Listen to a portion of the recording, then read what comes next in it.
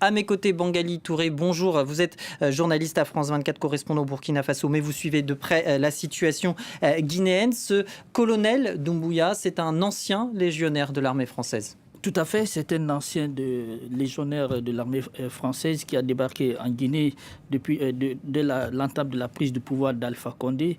Et depuis son arrivée, comme lui-même il me le disait au cours d'une de nos rencontres, il m'expliquait comment il s'est battu pour mettre en place cette force spéciale, cette force antiterroriste, et qui, vous le savez bien, le contexte de la sous-région fait face à des attaques sporadiques dans les pays. Donc, il a réussi à convaincre sa hiérarchie militaire pour mettre en place cette unité spéciale qui est surentraînée, je dis bien surentraînée, qui a je peux me le permettre parce que j'ai été beaucoup en contact avec cette unité spéciale, qui a des armes de dernière génération, des systèmes de communication et qui détient presque un plan opérationnel de tous les lieux stratégiques de la ville de Conakry.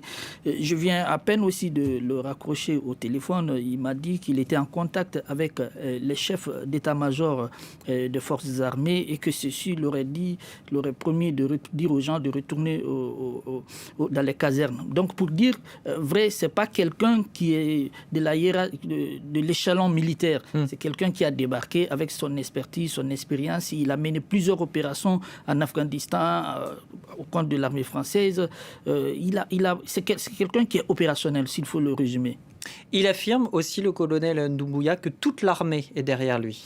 Oui, vous l'avez entendu, il a dit de Zérékoré. Zérékoré, c'est le début de la Guinée, jusqu'à Conakry, qui est avec lui. Bon, c'est une information que je mets au conditionnel, vu que je n'ai pas été en contact avec les chefs d'état-major. J'ai essayé de les joindre. Par contre, j'ai essayé de joindre le porte-parole des forces armées, qui m'a rassuré que le communiqué dont on parle sur les réseaux sociaux n'émane pas de service de communication des forces armées. Donc, prudence sur cette question.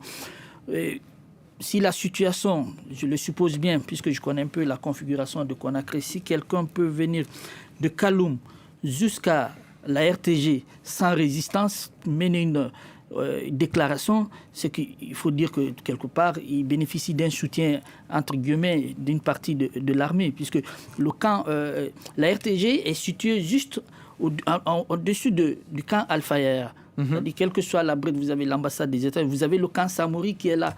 Donc, que ce soit l'unité du BATA, c'est-à-dire bataillon spécial des troupes aéroportées, ou d'ailleurs la garde présidentielle qui est juste à côté de la présidence, et le camp Makambo, n'ont pas pu les empêcher d'atteindre la RTG, qui est loin, qui est dans la haute banlieue, et qui tiennent cette déclaration. C'est qu'on peut supposer, entre guillemets, qu'il y a un certain nombre de soutien, en tout cas au niveau de l'armée. Donc j'ai eu un officiel aussi de la présidence qui m'a confirmé qu'à cette allure, il semble que la carotte est cuite. Ceux qui ont arrêté Alpha Condé, le président guinéen, disent répondre à l'appel de la population. Ils disent aussi vouloir restaurer la démocratie. Ils ont créé, je cite, le Comité national de rassemblement et de développement. Tout à fait. D'ailleurs, par ironie, il me disait dans la journée, j'ai mis en place le comité, le CNRR. Je dis, tu ne vas pas nous revenir le coup d'Addis. Il dit non, je suis sérieux. Donc, ils ont mis ça en place et ils disent, comme vous l'avez dit, répondre à cet appel de la population. Il faut le dire aussi que la situation politique de la Guinée est très très perplexe, parce que depuis cette volonté d'Alpha Condé de briguer un troisième mandat, c'était l'an dernier. Voilà, c'était l'an dernier, ça profondément divisé une partie de la population, mais il a réussi à faire passer son coup de force, qui d'ailleurs il a été accompagné par Cellou Dalein aux élections présidentielles. Via une révision constitutionnelle. Mais après ces élections, on a vu un certain nombre de responsables de l'UFDG qui ont été arrêtés et certains ont été mis en liberté provisoire. Donc je pense que cette situation qu'il décrit est réelle quelque part. C'est-à-dire qu'il y a une crispation de la situation en Guinée. Alpha Condé lui-même, était devenu quelqu'un qui était très difficile, même son entourage, chacun se plaignait de lui, qui n'écoute personne, c'est quelqu'un qui ne s'en faisait qu'à sa tête. Donc on le disait souvent, moi j'ironisais que il est en situation de force, et quand on est en situation de force, on ne croit à lui-même, parce que personne ne pariait que Alpha Condé allait réussir son coup de force constitutionnelle. Bon. Et pourtant. Donc c'est une situation sociopolitique, je dirais une situation sociopolitique auquel tout le monde s'attendait. Mais on est quand même, tout le monde a été surpris aujourd'hui que Doumbouya passe à l'action. Et tout le monde et aussi rapidement, il faut le rappeler, puisque des tirs ont été entendus à Conakry ce matin, ce dimanche matin, et en quelques heures seulement, il y a cette allocution à la télé. En fait, vous savez, France 24 a cette tradition de prudence. Sinon, moi, dès 8h heure locale, à 10h heure parisienne, il m'avait déjà confirmé l'arrestation d'Alpha Condé. Vous imaginez, je lui ai dit, écoute, est-ce que vous pouvez m'envoyer des preuves de l'arrestation d'Alpha Condé? Il est resté au téléphone en disant, il faut filmer, tu envoies ce numéro. Donc il m'a envoyé. Mais il faut comprendre que c'est une configuration qui est favorable, puisque son camp est quelque chose à 5 km de la présidence. Et qui connaît un peu la fébrilité de la garde présidentielle, même si c'est des hommes que je connais, mais l'unité...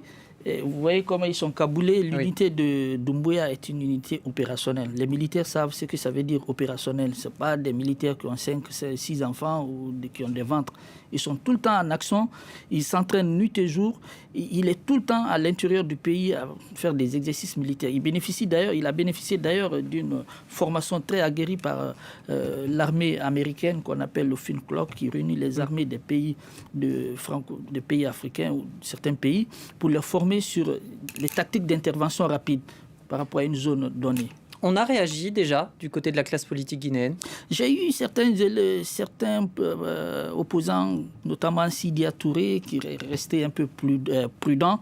Et il me dit, dans 30 minutes, il essaie de voir la situation avant de réagir. C'est Loudala Diallo, lui, il dit lui, on n'a pas pu le joindre. Et Lansana Kouyaté également. Donc, on peut comprendre cette prudence des acteurs politiques. Par contre, la principale force qui s'oppose à Alpha Condé, qu'on appelle le FNDC, a sorti un communiqué dans lequel ils ne désapprouvent pas l'action sur le terrain. Et ils appellent leurs militants à se réunir dans toute urgence pour tirer toutes les conséquences de cette coup de force. De toutes les façons, ils ont toujours considéré... Le FNDC ont toujours considéré son pouvoir de 3e mandat comme illégal. Rapidement, Malik Diakité, notre correspondant en Guinée, nous disait que cette tentative de coup d'État avait été accueillie plutôt bien par la population. Les militaires avaient été applaudis. Est-ce qu'on doit pour autant craindre des affrontements ces prochaines heures, ces prochains jours? Je ne pense pas. De toutes les façons, toute opération contre Alpha Condé sera accueillie dans cette bretelle qu'on appelle Bambeto, Koza et autres. Mais pour l'instant, j'ai eu des gens dans les périphéries, dans tout Conakry, qui me expliquent, même dans Kaloum, qu'apparemment la situation serait calme. Et qui dit situation calme, dit qu'il n'y a pas de résistance.